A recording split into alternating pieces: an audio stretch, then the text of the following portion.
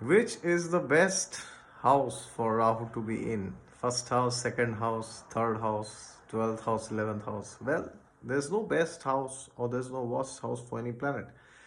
It depends on the event of life. So if you want a good career, then the best house for Rahu to be in descending order is the 11th, then 10th, then 6th, then 2nd. Yes, because the 11th house is the most powerful house for finances. Then if you want to get married, then it's the second house, 7th house, 11th house, because these are houses of marriage. If you want childbirth, then it's the second house, the 5th house, the 11th house, could also be the 9th house. Then if you want a purchase of property, then it has to do with the 4th house, right? If you want some political fame, then it's the connection of the ascendant and the 10th house and the 6th house and the 11th house, right?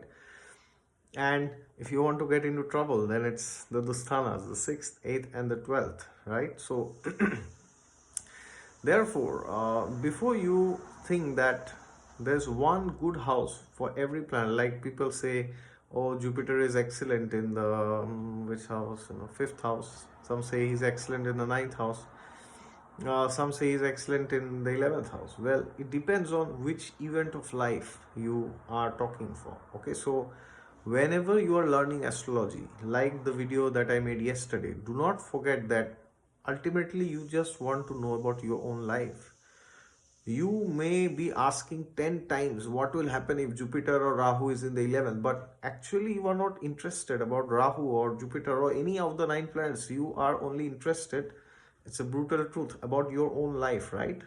How can you read those results? So therefore, make sure your questions are specific to real life, okay? Not generic like, oh, my Rahu is in this house, is it good or is it bad, right? For example, the 6th house can be a very bad house for marriage. It can show separation, divorce, and difference of opinion, right?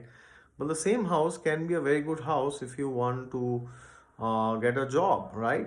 So therefore, there is no best or worst placement of a planet. Okay, it is just a question of the event and the houses for every planet. This is true for every planet. Okay, Jupiter in the 6th is as bad as Rahu in the 6th for marriage. Okay, and Rahu in the 7th is as good as Jupiter in the 7th for marriage. But then there are differences of the kind of partners that you will meet for marriage or the way you will have the divorce. Okay, so therefore understand how astrology works. Thank you.